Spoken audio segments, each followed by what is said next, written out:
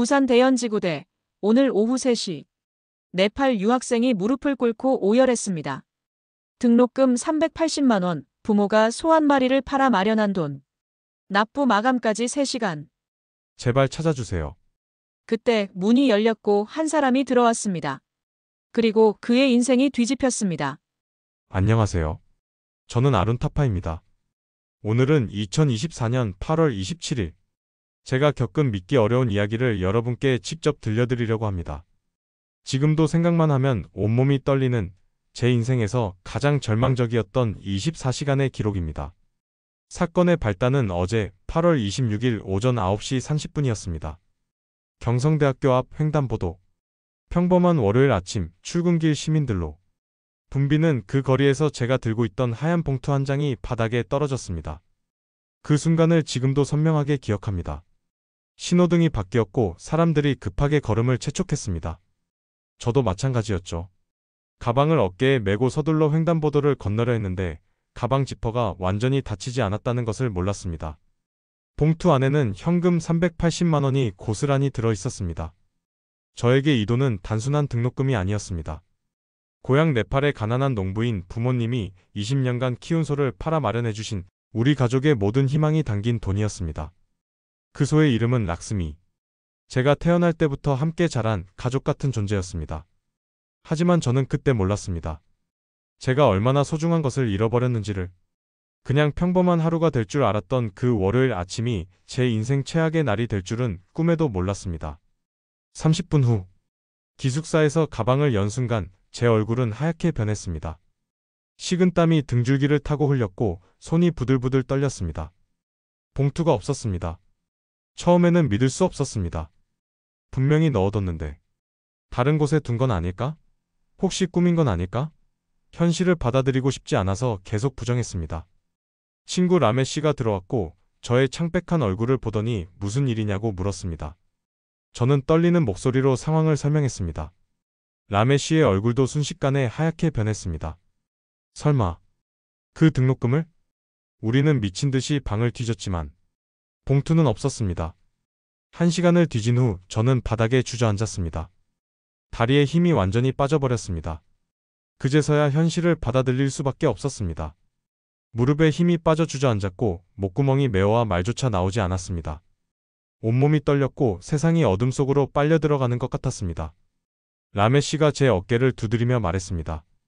아룬, 진정해. 경찰서에 신고부터 하자. 하지만 저는 알고 있었습니다. 부산 같은 대도시에서 현금 봉투를 되찾을 확률이 얼마나 희박한지를. 절망이 온몸을 감쌌습니다. 내일이 등록금 납부 마감일이었는데 이 돈을 잃으면 제적됩니다. 한국에서의 모든 꿈이 끝나는 거였습니다. 어머니의 얼굴이 떠올랐습니다. 락스미를 팔던 그날 하루 종일 눈시울을 붉히시던 어머니. 아들아, 이 돈으로 꼭 성공해라고 하시던 그 간절한 목소리. 아버지가 20년간 락스미를 키우며 흘리신 땀방울들. 제가 어떻게 부모님께 말씀드려야 할까요? 당신들이 평생 아끼며 기른 락스미를 팔아모은 돈을 아들의 부주의로 잃어버렸다고. 가슴이 찢어지는 것 같았습니다. 숨을 쉬기조차 힘들었어요. 이게 정말 현실인가 싶어서 자꾸 꿈에서 깨어나길 바랐습니다. 지금도 그날을 생각하면 가슴이 답답해집니다. 그때의 그 절망감, 부모님께 어떻게 말씀드려야 할지 모르는 막막함, 한국에서 쌓아온 모든 것이 무너져 내리는 공포감. 여러분도 인생에서 가장 소중한 것을 잃어본 경험이 있으시다면 제 마음을 이해하실 겁니다. 하지만 그때 저는 몰랐습니다. 바로 이 절망의 순간이 제 인생에서 가장 아름다운 기적의 시작이 될 줄은. 8개월 전 네팔 포카라의 작은 산골 마을에서 제 이야기는 시작됩니다. 히말라야 산맥이 멀리 보이는 그 마을에서 아버지는 새벽 4시부터 해질녘까지 들판에서 일하셨습니다. 거친 손으로 호미를 쥐고 뜨거운 햇볕 아래서 땀을 뻘뻘 흘리며 보리와 옥수수를 기르셨죠. 어머니는 더 일찍 일어나셨습니다. 새벽 3시부터 우유를 짜고 채소밭을 돌보고 집안일을 하시며 하루를 시작하셨습니다. 우리 집의 전 재산이라고는 소 한 마리가 전부였습니다. 그 소의 이름은 락스미. 네팔어로 행운의 여신이라는 뜻입니다.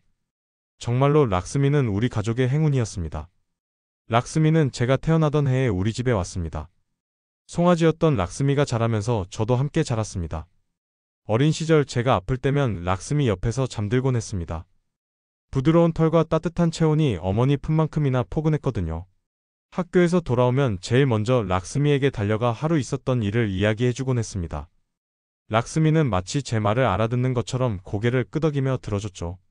락스미는 단순한 가축이 아니라 진짜 가족이었습니다. 우유를 주고 밭을 갈아주고 때로는 무거운 짐도 날라다 줬습니다. 락스미가 없었다면 우리 가족은 하루도 살 수 없었을 겁니다. 하지만 제가 고등학교를 졸업할 무렵 상황이 바뀌었습니다.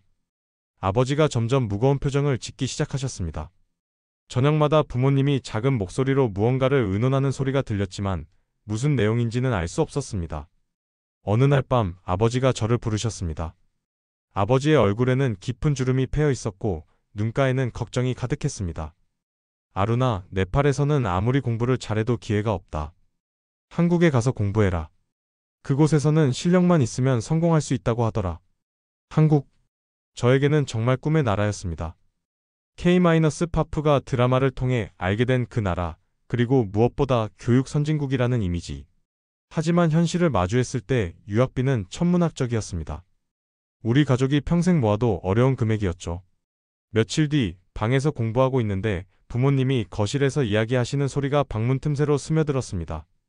그 대화는 제 가슴을 송곳으로 찌르는 것 같았습니다. 락스미를 팔아야겠소. 어머니의 목소리가 떨리고 있었습니다. 마치 울음을 참고 계시는 것 같았어요. 20년을 함께한 소인데. 어떻게? 차라리 내가 일을 더해서. 당신이 아무리 일해도 언제 그 돈을 모으겠소? 아룬이는 이미 20살이 넘었어.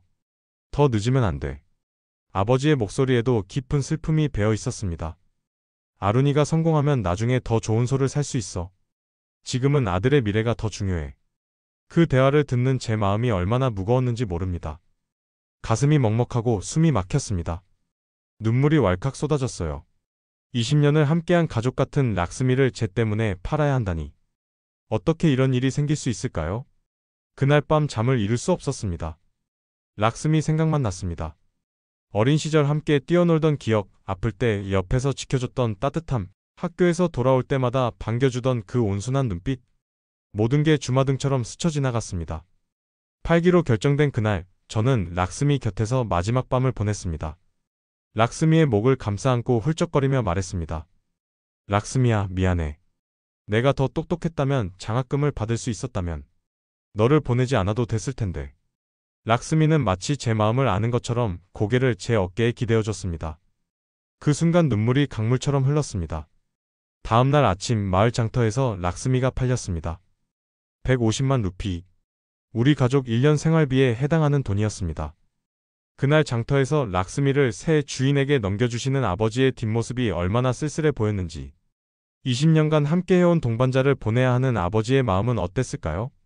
어머니는 그날 하루 종일 눈시울을 붉히셨습니다. 밥도 제대로 드시지 못하고 말씀도 거의 안 하셨어요. 저녁이 되어서야 어머니가 제 방으로 오셨습니다. 손에는 락스미를 팔아받은 돈이 들려 있었습니다. 어머니의 손은 거칠어서 여기저기 갈라져 있었지만 그 손길은 세상에서 가장 따뜻했습니다. 아들아, 이 돈 한 푼 한 푼이 락스미의 젖이고 아버지의 땀이다. 절대 헛되이 쓰지 마라. 어머니의 목소리가 떨렸습니다. 눈가에는 눈물이 고여 있었어요. 락스미가 너를 좋은 곳으로 보내주는 거야. 그러니까 꼭 성공해서 우리를 자랑스럽게 해다오. 그 순간 저는 어머니와 함께 울었습니다. 아버지도 문 뒤에서 훌쩍거리시는 소리가 들렸어요. 우리 가족이 품고 있던 모든 희망과 기대, 그리고 사랑이 그 돈 안에 고스란히 담겨 있었거든요. 인천공항에 도착했을 때 저는 가슴에 손을 얹고 락스미에게 맹세했습니다. 부모님의 희생을 절대 헛되게 하지 않겠다고. 락스미의 생명을 헛되게 하지 않겠다고. 언젠가 꼭 성공해서 락스미보다 더 좋은 소를 사드리겠다고. 6개월간 아르바이트를 하며 생활비를 벌었습니다. 편의점에서, 식당에서, 공장에서. 하루에 라면 한 개로 버틴 날도 많았습니다. 추운 겨울날 난방비를 아끼려고 이불을 뒤집어 쓰고 떨며 잠든 밤도 있었죠. 배고픔에 잠들지 못하는 밤도 있었습니다. 하지만 등록금만큼은 절대 건드리지 않았습니다. 아무리 배가 고파도 아무리 추워도 그 돈만은 손대지 않았어요. 그 돈은 락스미의 생명이고 부모님의 20년 노동이고 우리 가족의 꿈이었으니까요. 매일 밤 잠들기 전 저는 그 돈이 든 봉투를 보며 락스미와 부모님께 약속했습니다. 절대 헛되이 하지 않겠다고. 그런데 그 모든 약속을 저는 한순간에 깨뜨려 버렸습니다. 등록금 납부 마감일에. 그 순간의 충격을 어떻게 표현해야 할까요? 마치 하늘이 무너지는 것 같았습니다. 온몸에 피가 거꾸로 흐르는 것 같았고 심장이 멈춰버린 것 같았습니다. 숨이 막혔고 현실이 믿어지지 않았습니다. 30분 후 기숙사에서 가방을 연 순간 제 얼굴은 하얗게 변했습니다. 식은땀이 등줄기를 타고 흘렸고 손이 부들부들 떨렸습니다. 봉투가 없었습니다. 처음에는 믿을 수 없었습니다. 분명히 넣어뒀는데 다른 곳에 둔 건 아닐까? 혹시 꾸민 건 아닐까? 현실을 받아들이고 싶지 않아서 계속 부정했습니다. 친구 라메 씨가 들어왔고 저의 창백한 얼굴을 보더니 무슨 일이냐고 물었습니다. 저는 떨리는 목소리로 상황을 설명했습니다. 라메 씨의 얼굴도 순식간에 하얗게 변했습니다. 설마 그 등록금을? 우리는 미친 듯이 방을 뒤져봤습니다. 침대 밑을 기어다니며 찾아보고 옷장을 완전히 비워내고 책상 서랍을 하나하나 다 꺼내봤습니다. 심지어 화장실까지 냉장고 안까지 다 뒤져봤지만 아무것도 없었습니다. 1시간을 뒤진 후 저는 바닥에 주저앉았습니다. 다리에 힘이 완전히 빠져버렸습니다. 그제서야 현실을 받아들일 수밖에 없었습니다.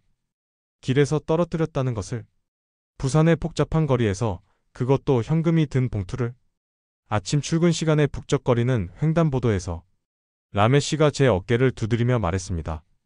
아룬, 진정해. 경찰서에 신고부터 하자. 하지만 저는 알고 있었습니다. 부산 같은 대도시에서 현금 봉투를 되찾을 확률이 얼마나 희박한지를. 라메 씨와 함께 대연지구대를 찾아갔습니다.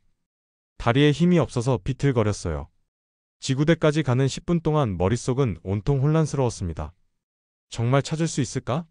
아니, 불가능하지. 하지만 혹시라도. 한국어가 서툰 저는 스마트폰 번역기를 켜고 떨리는 목소리로 신고했습니다. 말하는 것조차 부끄러웠습니다. 부모님의 소중한 돈을 이렇게 잃어버린 자신이 한심했거든요. 등록금. 잃어버렸어요. 분실 신고는 접수됐지만 찾기 어렵다는 말뿐이었습니다. CCTV를 확인해 보겠습니다. 하지만 현금의 경우는. 말을 끝내지 않으셨지만 저는 알았습니다. 거의 불가능하다는 뜻이었습니다. 부산 같은 대도시에서, 그것도 출근 시간 복잡한 횡단보도에서 떨어뜨린 현금 봉투를 찾는다는 것은 정말 기적이 아니고서는 불가능한 일이었습니다. 분실 신고를 마친 후 저는 지구대 의자에 앉아 있었습니다. 갈 곳도 없었고 할 일도 없었어요. 오늘 오후 6시까지 등록금을 내지 못하면 제적됩니다. 기적이 일어나지 않는 한 제 한국 유학은 끝나는 거였습니다. 라메 씨가 제 옆에 앉아서 조심스럽게 말했습니다. 솔직히 말해서 부산 시내에서 현금이 든 봉투를 주운 사람이 경찰서에 가져다 줄 확률이 얼마나 될까? 저도 알고 있었습니다. 380만 원이라는 큰 돈을. 게다가 주인이 누구인지도 모르는 상황에서 정직하게 신고할 사람이 과연 얼마나 될까요? 현실적으로 생각해보면 정말 희망이 없었어요. 시간이 느리게 흘러갔습니다. 지구대에는 이런저런 사람들이 드나들었어요. 교통사고 신고하러 온 사람, 분실물 찾으러 온 사람들. 하지만 제 일과 관련된 소식은 아무것도 없었습니다. 오전 11시 강승현 경장님이 다가오셨습니다. CCTV 확인해봤는데 워낙 복잡한 거리라서 특별한 단서를 찾기 어렵네요. 그래도 계속 찾아보겠습니다. 고마우시다고 인사드렸지만 마음속으로는 이미 포기하고 있었어요. 점심시간이 되었는데도 밥을 먹을 수가 없었습니다. 목구멍으로 넘어가지 않았어요. 라메 씨가 컵라면이라도 먹으라고 했지만 도저히 먹을 수 없었습니다. 오후 1시쯤 휴대폰으로 어머니의 메시지가 왔습니다. 아들아, 등록금 잘 냈지? 락스미 덕분에 네가 공부할 수 있게 되어서 정말 기뻐. 열심히 해라. 아버지도 매일 내 이야기만 하신다. 그 메시지를 보는 순간 눈물이 왈칵 쏟아졌습니다. 지구대에 있던 다른 사람들이 저를 이상하게 바라봤지만 상관없었어요. 어떻게 부모님께 말씀드려야 할까요? 락스미를 팔아모은 그 소중한 돈을 아들의 한순간 부주의로 잃어버렸다고? 한국에서의 꿈이 모두 끝났다고? 네팔로 돌아가면 뭐라고 해야 할까요? 마을 사람들이 모두 알고 있어요. 락스미를 팔아서 아룬이를 한국으로 보냈다는 것을. 그런데 1년도 안 되어서 실패하고 돌아온다면 부모님이 얼마나 창피하실까요? 오후 2시, 3시. 시간은 계속 흘러갔습니다. 희망은 점점 사라져갔어요. 다른 분실물들은 하나둘 주인을 찾아갔지만 제 봉투는 소식이 없었습니다. 학교에서 문자가 왔습니다. 오늘 6시 미납시 제적. 제적. 그 단어가 머리를 강타했습니다. 현기증이 났고 의자에서 일어날 힘도 없었습니다. 6개월간 한국에서 쌓아온 모든 것들이 한순간에 사라지는 거였습니다. 서툰 한국어지만 조금씩 늘어가던 실력, 새로 사귄 친구들, 건축학과에서 품었던 꿈. 모든 것이 물거품이 되는 거였어요. 오후 4시가 되었습니다. 납부 마감까지 2시간. 절망이 깊어졌습니다. 라메 씨가 말했습니다. 아루나, 이제 포기해야 하는 거 아닐까? 네팔로 돌아가서 다시 계획을 세우는 게. 그 말을 듣는 순간 모든 것이 끝났다는 생각이 들었습니다. 꿈도 희망도 부모님의 기대도 모든 것이. 저는 라메 씨에게 말했습니다. 목소리는 거의 나오지 않았어요. 락스미한테 미안해. 부모님한테도 미안하고. 나는 정말 쓸모없는 아들이야. 라메 씨가 아무 말도 하지 못했습니다. 위로의 말조차 찾을 수 없었나 봐요. 오후 5시. 마감까지 1시간. 저는 완전히 체념 상태였습니다. 그때였습니다. 속으로 수없이 되뇌었습니다. 제발, 제발 찾아주세요. 락스미야, 부모님 도와주세요. 제가 두 손으로 얼굴을 감싸고 절망에 빠져 있을 때였습니다. 바로 그 순간 지구대 문이 천천히 열리기 시작했습니다. 바로 그 순간 지구대 문이 천천히 열리기 시작했습니다. 저는 고개를 들어 문 쪽을 바라봤습니다. 혹시 제 일과 관련된 소식일까요? 아니면 또 다른 민원인일까요? 가슴이 두근거렸지만 동시에 기대하지 않으려고 했어요. 이미 너무 많이 실망했거든요. 60대 정도의 아주머니가 천천히 들어오셨습니다. 평범한 옷차림에 친근한 인상의 분이었습니다. 손에는 작은 가방을 들고 계셨어요. 제가 상상했던 것보다 훨씬 소박하고 따뜻해 보이시는 분이었습니다.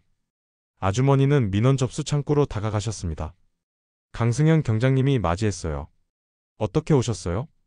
아침에 출근길에서 주운 게 있어서요. 그 말을 듣는 순간 제 심장이 쿵쾅거리기 시작했습니다. 혹시 제 봉투일까요? 아니에요. 너무 기대하지 말자고 스스로를 달랬어요. 정순자 아주머니가 가방에서 무언가를 꺼내셨습니다. 하얀 봉투였습니다.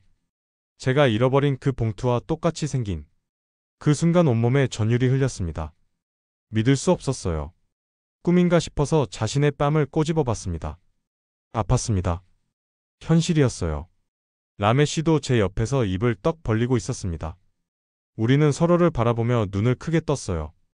강승현 경장님이 봉투를 받아서 확인하시더니 저희 쪽을 바라보셨습니다. 혹시 이게? 저는 벌떡 일어나서 다가갔습니다. 다리가 후들거렸지만 간신히 걸어갔어요. 저희가 아침에 신고한. 맞습니다. 바로 이거예요. 강승현 경장님이 확인해 보시더니 환한 표정을 지으셨습니다. 정말 다행이네요. 확인해 보세요. 떨리는 손으로 봉투를 열어봤습니다. 380만 원이 그대로 들어 있었습니다. 한 장도 빠짐없이. 기적이 일어났습니다. 그 순간 눈물이 왈칵 쏟아졌어요. 몇 시간 전까지만 해도 절망의 나락에 빠져 있었는데 이제 다시 꿈을 꿀 수 있게 된 거였어요. 한국에서의 유학을 계속할 수 있게 된 거였습니다. 제가 돈을 세고 있는 동안 강승현 경장님이 상황을 설명해 주셨습니다. 정순자 씨가 오늘 아침 출근길에 주우셨답니다. 회사에서 하루 종일 일하시다가 퇴근 후 바로 여기로 가져오셨어요. 정순자 아주머니. 그분이 제 인생을 구해주신 은인이었습니다. 저는 그 아주머니께 90도로 인사하며 울먹이는 목소리로 말했습니다. 정말 고맙습니다. 어떻게 감사를 드려야 할지. 정순자 아주머니가 담담하게 답하셨습니다. 너무나 자연스럽게. 출근길에 길에서 주웠어요.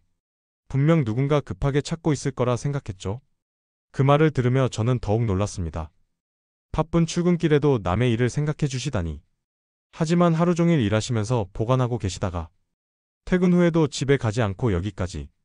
별거 아니에요. 누구라도 그랬을 거예요. 그 순간 저는 충격을 받았습니다. 누구라도 그랬을 거라고. 380만 원. 네팔에서는 정말 큰 돈입니다. 하지만 이분은 마치 당연한 일인 것처럼 말씀하셨습니다. 그 담담함이 오히려 더 감동적이었어요. 강승현 경장님이 자세한 이야기를 들려주셨습니다. 정순자 씨가 아침 8시쯤 출근하시다가 횡단보도에서 봉투를 발견하셨대요. 처음에는 휴지인 줄 알고 지나치려다가 뭔가 무거워서 씹어보니 돈이 들어있더래요. 정순자 아주머니가 말을 이어받으셨습니다. 처음엔 어떻게 해야 할지 몰랐어요.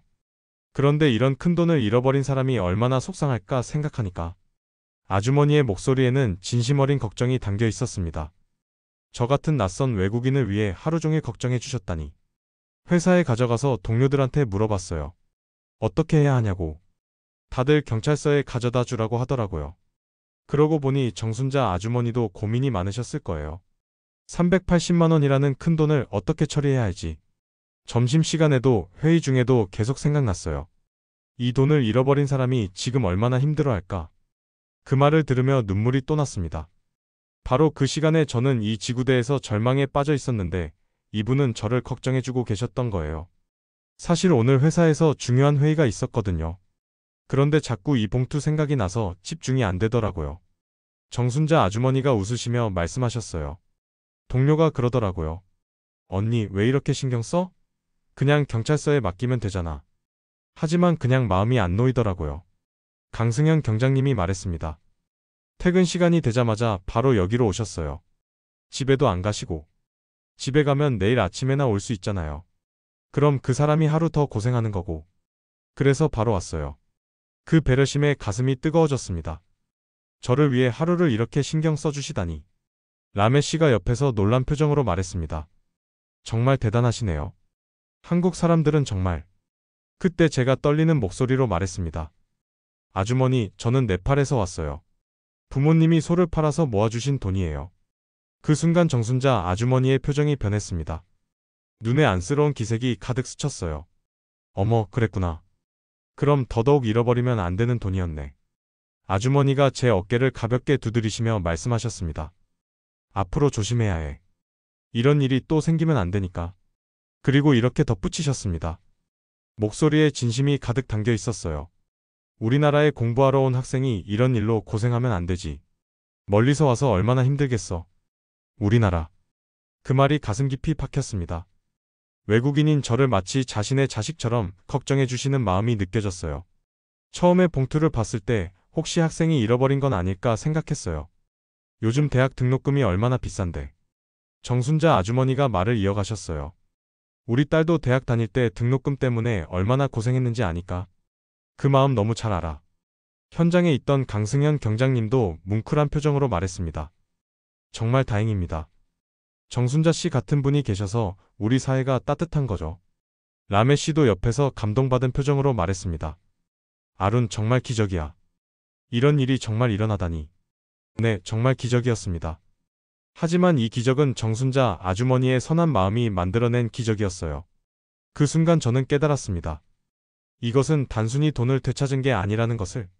한국이라는 나라에 대한, 한국 사람들에 대한 믿음을 되찾은 것이라는 것을.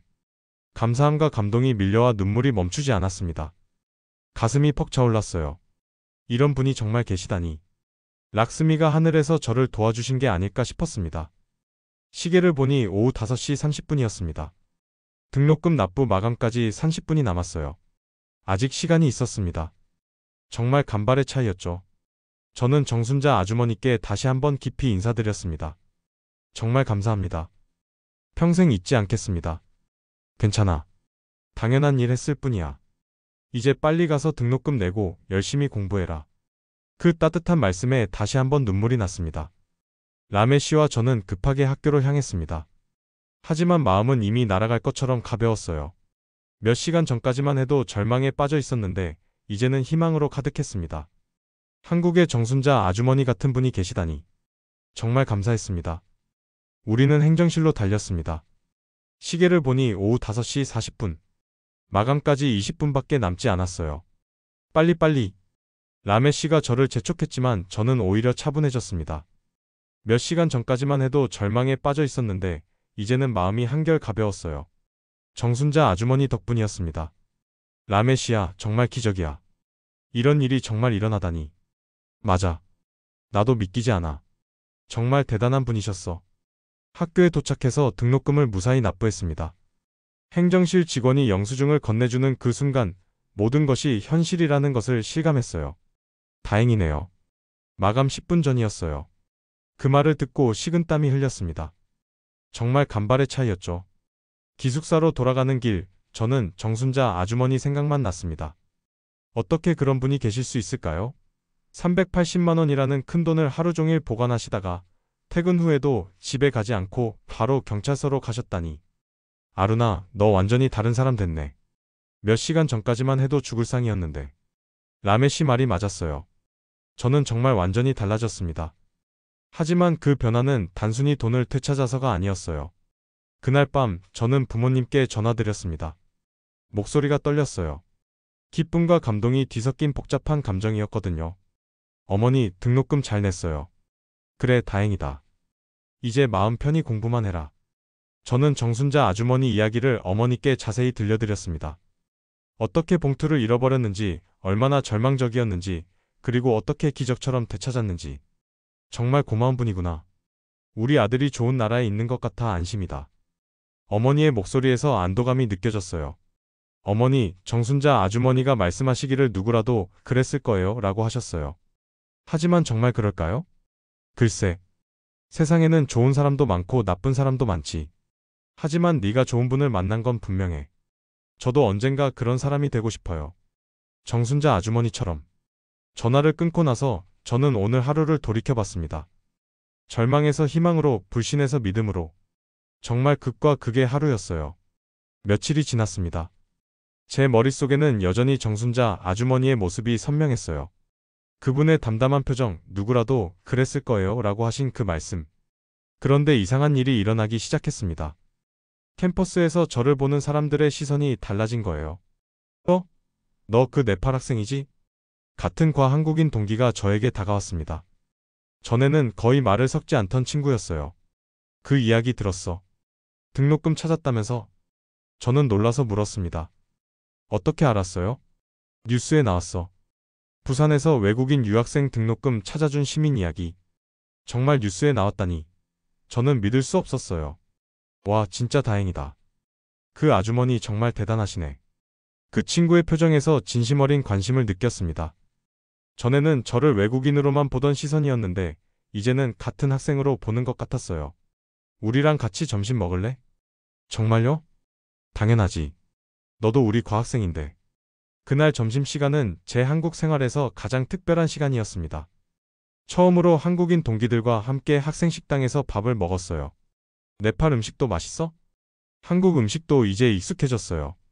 김치찌개 정말 좋아해요. 다음에 네팔 음식 한번 해줘. 먹어보고 싶어. 이런 자연스러운 대화가 처음에는 어색했지만 점점 편해졌습니다. 며칠 후 건축학과 교수님도 저를 다르게 보시는 것 같았어요. 아룬 학생, 요즘 한국 생활 어때요? 많이 좋아졌어요, 교수님. 그래요? 다행이네요. 그 일로 한국에 대해 좋은 인상을 받았겠어요. 네, 정말 감동받았어요. 공부하는데 어려움은 없고 열심히 하고 있어요. 정순자 아주머니께서 열심히 공부하라고 하셨거든요. 좋습니다. 외국인 학생들도 우리 학과의 소중한 구성원이니까요. 처음으로 저는 이 캠퍼스에서 진정한 소속감을 느꼈습니다. 더 이상 외국인 유학생이 아니라 경성대 건축학과 학생이었어요. 저녁에 도서관에서 공부하는데 한국인 선배가 다가왔습니다. 아룬이지? 나 건축학과 3학년이야. 안녕하세요, 선배님. 공부하느라 고생 많아. 모르는 거 있으면 언제든 물어봐. 감사합니다. 우리끼리 도와가며 공부해야지. 우리끼리. 그 단어가 제 마음에 깊이 박혔습니다. 저도 이제 우리 중 하나였어요. 그날 밤 저는 일기를 썼습니다. 오늘은 정순자 아주머니를 만난 지 일주일째 되는 날이다. 이 일주일 동안 내 주변이 완전히 바뀌었다. 사람들이 나를 보는 시선이 달라졌고 나 자신도 달라졌다. 정순자 아주머니는 단순히 내 돈을 되찾아 주신 게 아니라 한국에 대한 믿음을 되찾아 주셨다. 그리고 무엇보다 나도 그런 사람이 되고 싶다는 꿈을 심어주셨다. 언젠가 나도 누군가를 도와줄 수 있는 사람이 되고 싶다. 정순자 아주머니처럼 당연하게, 자연스럽게 선행을 베풀 수 있는 사람이. 일기를 다 쓰고 나서 저는 창밖을 바라봤습니다. 부산의 밤 경치가 아름다웠어요. 이제 이 도시가, 이 나라가 정말 제 일부가 된 것 같았습니다. 라메 씨가 물었습니다. 아룬, 너 요즘 완전 달라졌어. 뭔가 자신감이 생긴 것 같아. 응. 이제 정말 한국이 내 나라 같은 느낌이야. 그 아주머니 덕분이네. 맞아. 정순자 아주머니는 내 인생의 은인이야. 그리고 저는 다짐했습니다. 언젠가 제가 건축가가 되어 성공하면 꼭 정순자 아주머니를 찾아뵙겠다고. 그리고 감사 인사를 다시 한번 드리겠다고. 무엇보다 저도 누군가에게 정순자 아주머니 같은 존재가 되겠다고 다짐했습니다. 등록금을 무사히 낸 지 3일이 지났습니다. 제 학교 생활이 완전히 달라졌습니다. 그날 아침 건축학과 건물로 들어가는데 같은 과 한국인 동기가 저를 불렀습니다. 전에는 거의 말을 섞지 않던 친구였는데 이제는 먼저 다가와 말을 걸어왔어요. 아루나. 응? 그 이야기 들었어. 등록금 찾았다면서? 뉴스에도 나왔던데? 저는 놀라서 물었습니다. 어떻게 알았어? 어제 저녁 뉴스에 나왔어. 부산에서 외국인 유학생 분실 등록금 찾아준 시민 이런 제목으로. 정말 뉴스에 나왔다니. 저는 믿을 수 없었어요. 그럼 이제 많은 사람들이 알게 된 거네요. 와, 진짜 다행이다. 그 아주머니 정말 대단하시네. 요즘 같은 세상에 그런 분이 계시다니. 그 친구의 표정에서 진심 어린 관심과 존경을 느꼈습니다. 전에는 저를 외국인으로만 보던 시선이었는데 이제는 완전히 달라졌어요. 마치 같은 처지의 학생으로 같은 사람으로 보는 것 같았습니다. 솔직히 말하면 나도 그런 상황이면 어떻게 했을지 모르겠어. 380만 원이면 정말 대단한 분이야. 다른 동기들도 하나둘 모여들었습니다. 아, 너가 그 네팔 학생이구나.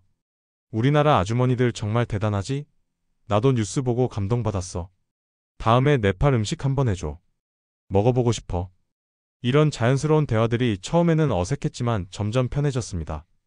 뭔가 벽이 허물어지는 느낌이었어요. 우리랑 같이 점심 먹을래? 정말? 당연하지. 너도 우리 과학생인데. 그동안 우리가 너무 관심 없었나? 그날 점심시간은 제 한국 생활에서 가장 특별한 시간 중 하나였습니다. 처음으로 한국인 동기들과 함께 학생 식당에서 밥을 먹었어요.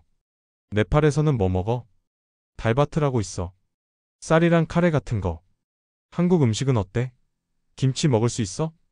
처음엔 매웠는데 이제는 김치찌개가 제일 좋아. 하, 완전 한국 사람 다 됐네. 그들이 웃으며 말했지만 그 말이 정말 기뻤어요.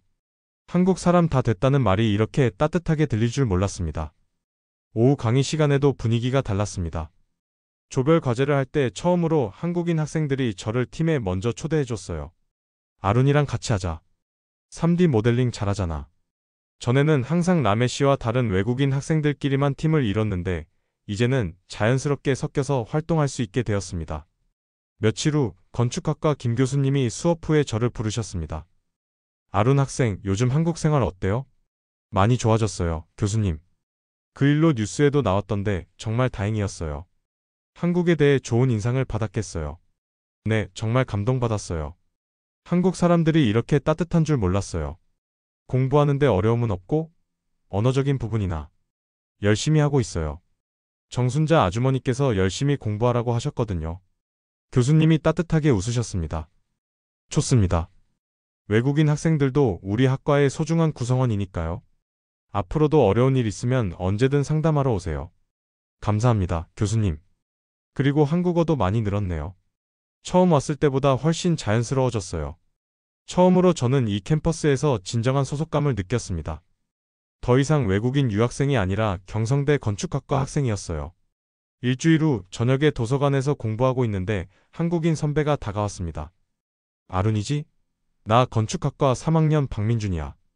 안녕하세요, 선배님. 공부하느라 고생 많아. 요즘 뭐 하고 있어? CAD 과제하고 있어요. 아, 그거 어려워. 모르는 거 있으면 언제든 물어봐. 내가 작년에 A 받았거든. 정말요? 감사합니다. 우리끼리 도와가며 공부해야지. 같은 과 학생들인데. 우리끼리. 그 단어가 제 마음에 깊이 박혔습니다. 저도 이제 진짜 우리 중 하나였어요. 그런데 아루나, 그 뉴스 봤어. 정말 대단한 일이었더라. 네. 정말 운이 좋았어요. 운이 아니야. 좋은 사람을 만난 거지. 그리고 너도 좋은 사람이니까 그런 도움을 받은 거고. 선배의 말에 가슴이 따뜻해졌습니다. 한국 생활 어때? 적응 많이 했어? 네, 특히 요즘은 정말 좋아요. 친구들도 많이 사귀게 되고. 그래, 그럼 됐다. 혹시 한국어 더 배우고 싶으면 우리 과 한국어 스터디도 있어. 외국인 학생들을 위한 거야. 정말요? 응. 다음 주부터 시작하는데 참여해볼래? 네, 꼭 하고 싶어요. 그 순간 또 다른 한국인 학생이 다가왔습니다. 아룬이다. 안녕. 안녕하세요. 나 2학년 이지은이야. 요즘 우리 과에서 유명인이네. 유명인이요? 뉴스 나온 거 말이야. 우리 부모님도 보시고 감동받으셨어. 요즘 세상에 저런 착한 분이 계시다니 하시면서 이제는 복도에서 지나가는 다른 과 학생들도 저를 알아봤습니다. 너 그 뉴스에 나온 학생이지? 네팔에서 왔다면서? 한국어 어때? 한국어 정말 잘하네. 이런 관심이 처음에는 부담스러웠지만 점점 따뜻함으로 느껴졌습니다. 사람들이 저를 긍정적으로 봐주고 있다는 것을 알 수 있었어요. 한 달이 지나고 라메 씨가 저에게 말했습니다. 아룬, 너 완전히 달라졌어. 자신감도 생기고 한국어도 늘고 뭔가 이제 진짜 여기 사람 같아. 정말? 응. 그리고 한국 친구들도 많이 생겼잖아. 나도 부럽다. 라메 씨도 같이 어울려. 다들 좋은 사람들이야. 그래, 고마워. 너 덕분에 나도 한국 학생들이랑 친해질 수 있을 것 같아. 그날 밤 저는 일기를 썼습니다. 정순자 아주머니를 만난 지 한 달이 지났다. 이 한 달 동안 내 생활이 완전히 바뀌었다. 사람들이 나를 보는 시선이 달라졌고 나 자신도 달라졌다. 더 자신감이 생겼고 한국어도 늘었고 무엇보다 이곳이 정말 내 집 같은 느낌이 든다. 정순자 아주머니는 단순히 내 돈을 되찾아 주신 게 아니라 한국 사회의 일원이 될 수 있는 문을 열어주셨다. 이제 나도 누군가에게 도움이 되는 사람이 되고 싶다. 새로운 외국인 학생들을 도와주고 한국과 네팔 사이의 다리 역할을 하고 싶다. 창밖을 보니 부산의 야경이 아름다웠습니다. 이제 이 도시가, 이 나라가 정말 제 둥지가 된 것 같았어요. 2024년 오늘 아룬타파는 경성대학교 건축학과에서 한국인 친구들과 함께 꿈을 키워가고 있습니다. 정순자 씨는 여전히 매일 아침 같은 길로 출근하며 이후에도 여러 번 분실물을 신고했다고 합니다. 당연한 일을 당연하게 하는 평범한 영웅입니다. 이 이야기는 우리에게 묻습니다. 길에서 누군가의 소중한 물건을 발견했을 때 과연 우리는 어떻게 행동할까요? 정순자 씨의 답은 명확했습니다. 누구라도 그랬을 거예요. 한 사람의 선행이 한 가족의 미래를 바꿨고 한 나라에 대한 신뢰를 회복시켰습니다. 아루는 오늘도 언젠가 자신도 누군가의 정순자 아주머니가 되겠다고 다짐합니다. 여러분도 이런 감동적인 이야기가 더 많이 알려지길 원한다면 좋아요 버튼을 눌러주시고 넘버원 코리아 구독해주세요. 우리 사회의 따뜻한 이야기들을 계속해서 전해드리겠습니다. 감사합니다.